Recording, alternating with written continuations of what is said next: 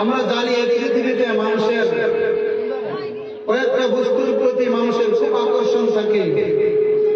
টাকা পয়সা, ধন দৌলত, ক্ষমতা, নিজের একটি স্থান পাওয়া, মানুষের খুব ওই দিক দিয়ে মানুষের খুব লোভ থাকে।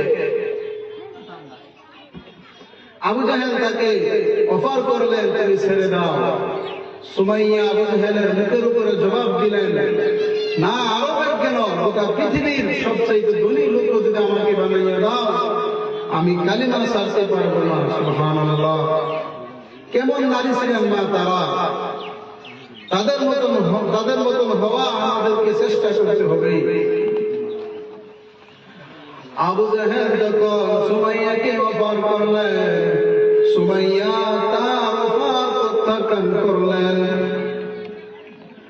এইবার আবু জাহেল